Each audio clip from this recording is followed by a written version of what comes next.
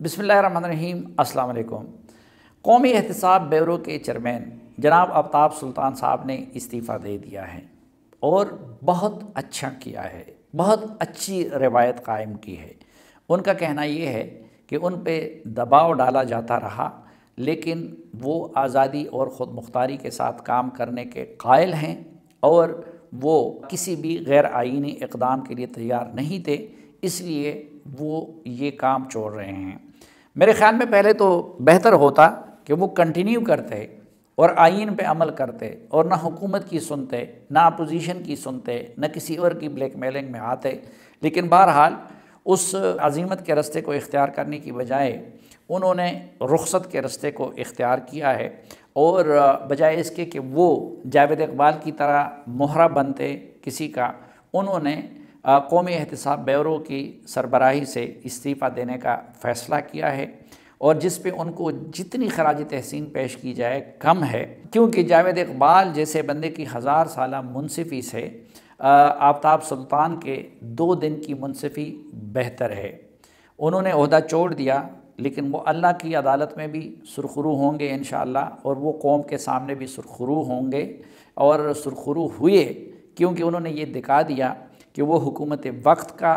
दबाव कबूल करने को तैयार नहीं है। अब एक तरफ आफ्ताब सुल्तान साहब का ये रवैया है और दूसरी तरफ हमने देखा कि जावेद इकबाल का रवैया था और उनके नाम के साथ जस्टिस भी लगा हुआ था, यानी वो सुप्रीम कोर्ट ऑफ पाकिस्तान के रिटायर्ड जज थे। आफ्ताब सुल्तान साहब तो एक पुलिस अफसर थे और फिर इंटेलिजेंस ब्यूरो के सरबराह रहे थे, लेकिन उन्होंने अखलाकियात की इतनी बड़ी मिसाल कायम कर दी। लेकिन दूसरी तरफ जो जावेद इकबाल साहब थे, अब पहली बात तो ये है कि मिसिंग पर्सन कमीशन के सरबराह की हैसियत से उन्होंने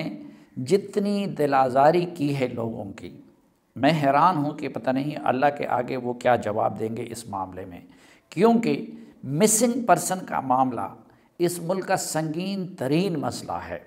और किसी इंसान को मिसिंग करने से बड़ा जुल्म उस बंदे के साथ और उसके ख़ानदान के साथ कोई नहीं हो सकता।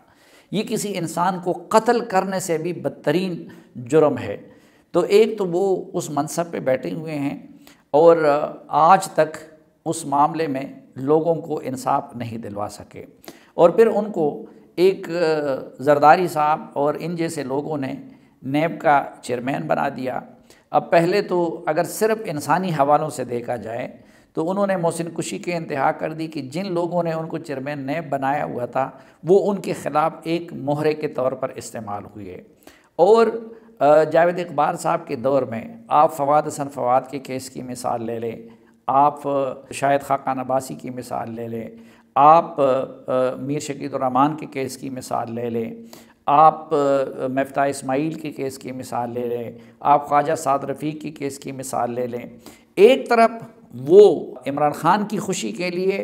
और उस वक़्त की इस्टेब्लिशमेंट की खुशी के लिए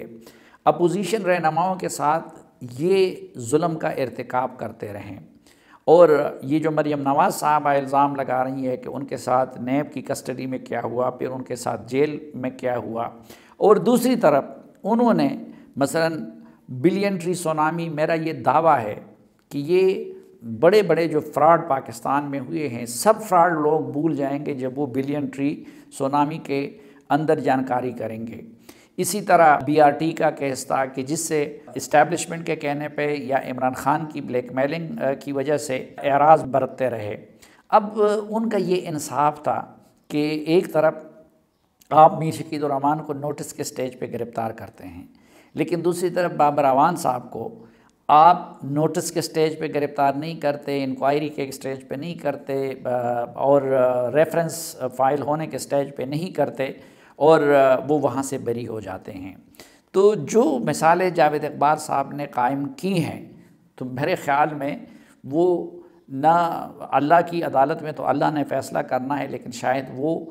कौम को मुँह दिखाने के काबिल नहीं होंगे। और दूसरी एक अच्छी और शानदार रिवायत वो कायम की है आफ्ताब सुल्तान साहब ने, जिस पे बहरहाल जहाँ हमारा तनकीद फ़र्ज़ बनता है और हम लोग जावेद इकबाल साहब के केस पे तनकीद करते हैं, उनके रोल पे तनकीद करते हैं, तो मेरे ख़्याल में हमें پوری قوم کو آفتاب سلطان صاحب کے معاملے میں ان کو خراج تحسین پیش کرنا چاہیے۔ اور آفتاب سلطان صاحب کے لوگوں کے رویے اور موجودگی سے یہ پتہ چلتا ہے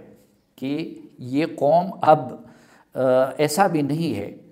کہ سب لوگ جاوید اقبال بن گئے ہیں، بلکہ اس قوم میں ابھی تک آفتاب سلطان جیسے یا بشیر میمن جیسے لوگ موجود ہیں کہ جو ریزسٹ کر سکتے ہیں اور جو اپنی ضمیر کے مطابق فیصلہ کر سکتے ہیں اور اپنی ضمیر کی خاطر عہدوں کو لات مار سکتے ہیں۔